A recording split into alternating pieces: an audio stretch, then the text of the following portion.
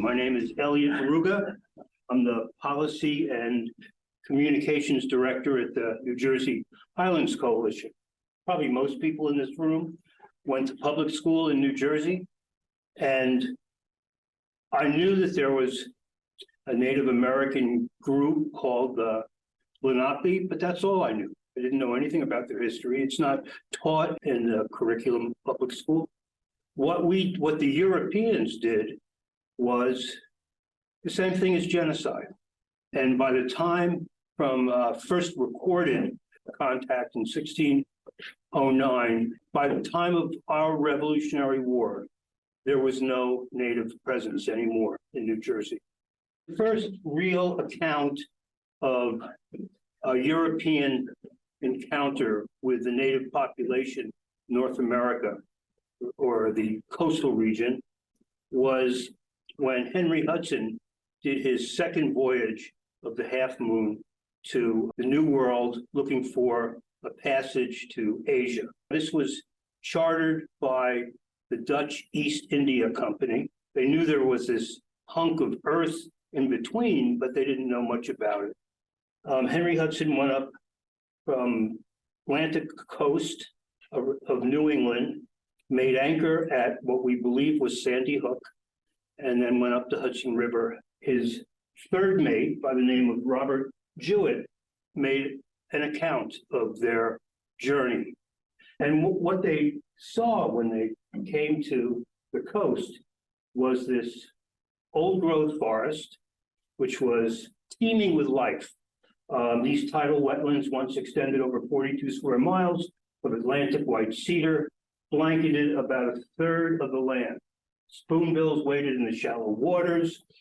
Coots plucked at wild rice that flanked the edges of the streams.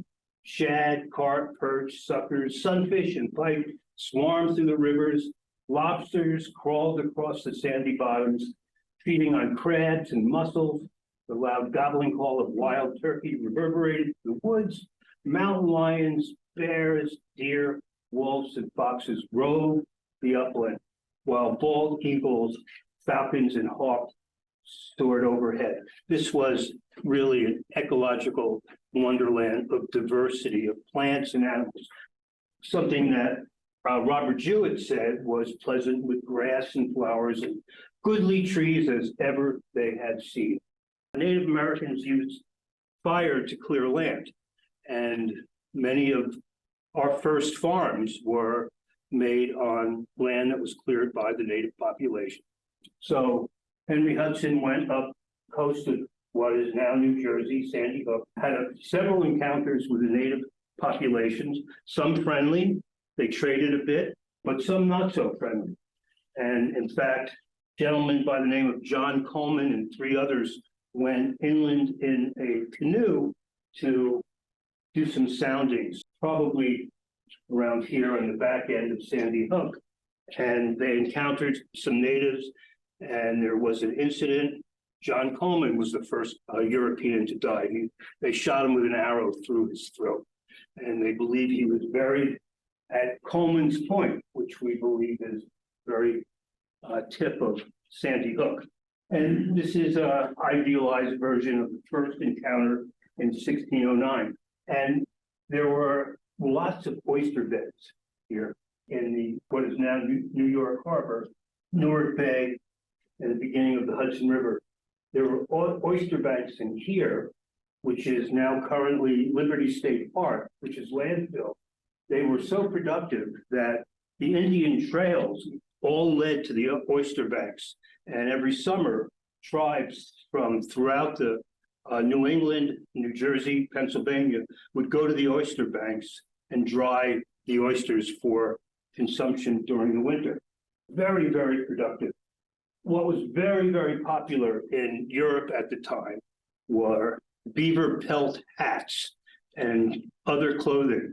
Beaver pelts and other animal pelts from the New World fetched a very, very good price in Europe.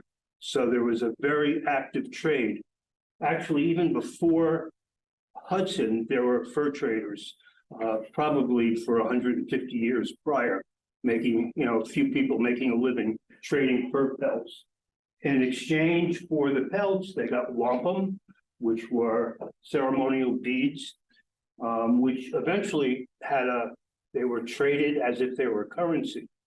Metal tools, which the natives did not have, implements, textiles, rifles, and alcohol, which they had never experienced before. And that really had a negative impact on Native Americans. This occurred not long after, a couple hundred years after the Crusades, from the Pope, from their kings and queens. The people who were not Christian and were not white were considered savages and infidels. People were given free rein to invade, search out, capture, vanquish, and subdue all Saracens, pagans whatsoever, and all other enemies of Christ wheresoever placed, and the kingdoms, principalities, dominions, possessions, and all movable and immovable goods whatsoever, held and possessed by them, and reduce their persons to perpetual slavery, and to apply and appropriate possessions and goods and convert them to their use and profit. This was Pope Nicholas V giving sanction to King Alfonso of Portugal in 1455. And from Henry VIII, conquer, occupy, and possess the lands of heathens and infidels, acquire the dominion, title, jurisdiction of the same. You can slaughter these people, and you don't have to go to confession. Seize remote and barbarous lands. Queen Elizabeth gave that in a patent to Sir Humphrey Gilbert and then to Sir Walter Raleigh. These people did not count. Their land was yours for the taking. So these native infidels really had a quite sophisticated society. They didn't understand the Christian concept of shame and guilt. They didn't burn people at the stake for not agreeing with you. Well, women were mistresses of their own bodies. They were happily loose about premarital sex. They had no real marriage in the eyes of Europeans. Divorce was easy. Homosexuality was tolerated openly, even institutionalized. Very sophisticated people. And in the Europeans' view, natives had this astonishing and superstitious practice of daily washing their bodies. To the Native Americans, the Europeans stank. But the impact of contact with Europeans and their settlements had a devastating impact on the Native American society. They became dependent on this trading setup. So they would all go after pelts. They stopped all their other activities. Families fell apart. Drinking was very, very popular. The Europeans had gone through cyclical plagues and eventually built some tolerance. They exported, not intentionally, the diseases they had become somewhat immune to, but the Native Americans had no immunity, and their population was quickly decimated. Indians always hung around the English and Dutch settlements, but were on the fringes. They weren't looked upon as equals. They traded for a time, but eventually the Europeans took advantage of them, and they wanted the land. And the way they acquired the land were through deeds. The concept of property ownership by Native Americans was something they had no conception of. Land was something that was shared. Maybe a tribe would have a family area that they protected, but they didn't own it. They didn't understand the concept of owning. So these deeds, they got some trinkets, some of the things they needed, some of the metal tools to make them more productive at farming, but they really didn't understand what the transaction was about. Plus, they were signed frequently under the influence of alcohol. So they not only didn't understand the concept, they really didn't understand the terms. But they were smart enough, and almost all these land deeds, they could be small, piece of property or tens of thousands of acres, they would routinely reserve the right to gather, hunt, and fish, and to strip bark from trees.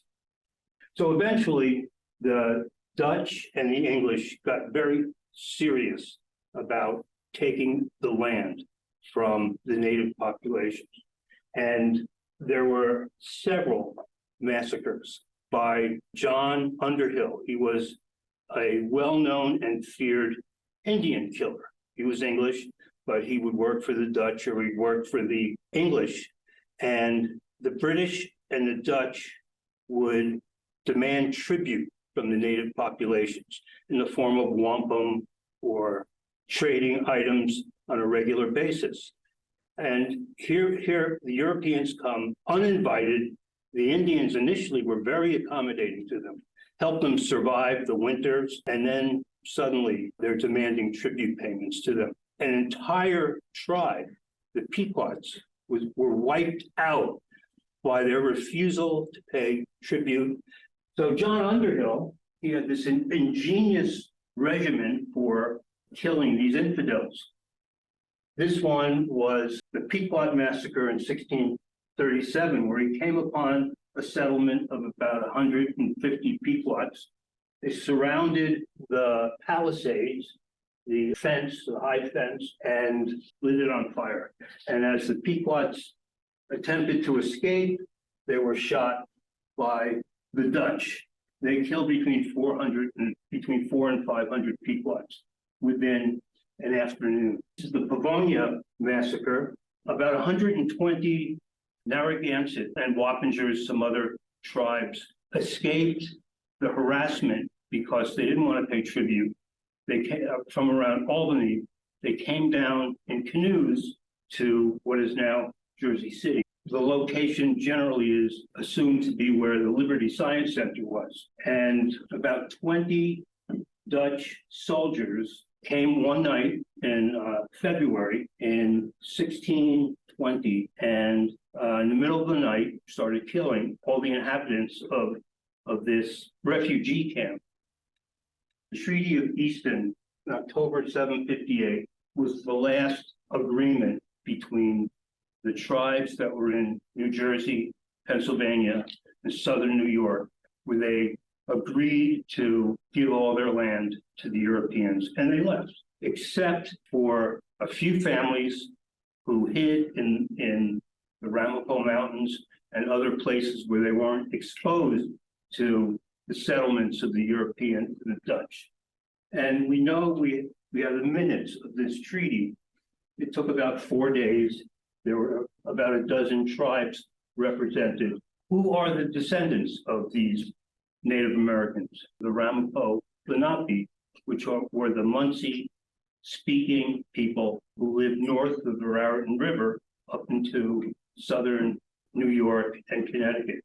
And in the Ramapo Mountains, I mean, if you're familiar with the Highlands, there are a series of ridges that orient from the northeast to the southwest, and a couple, maybe a dozen or so of these mountains weren't particularly high, but they're very steep, made east-west transportation very difficult. So it was one of the last places in New Jersey to be settled. And that became a refuge for the people who decided not to go, not to leave New Jersey, and reminded that the treaties that were signed reserved to them the right to hunt, fish, gather, and strip bark from trees. They sought federal recognition in the 1990s. Donald Trump, he didn't want competition with casinos in Atlantic City, so he lobbied very strongly against their getting federal recognition. They have something today which they didn't have back in the 1990s. They have genealogical evidence by the archaeologist Ed Lenape tying the current Ramapo Lenape to the original Native American tribes that occupied the Ramapo Mountains at the time of first contact. We and some other NGOs are trying to help them get the recognition they need. I'm sure you've heard about their community in Ringwood, which has been devastated by years of dumping of paint sludge and other toxins in the Peters mine with the permitting by the state DEP.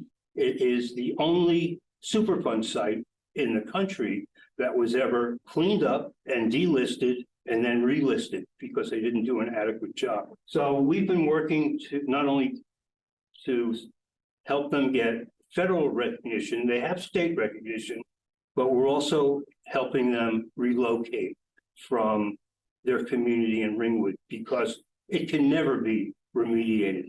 There's no way of knowing how much contamination is there because it's a huge underground mining complex where this material was dumped. It's poisoned their water. It's poisoned the animals that they hunt. It's poisoned their vegetation, and they're suffering with unusual cancers for a decade now, and people are still dying. So they need to get out of there, and we need to help them. They are a distinct cultural resource who live very much at one with the knowledge of the capacity of the land to sustain them. We could learn a lot from them if we try. Want to know where money do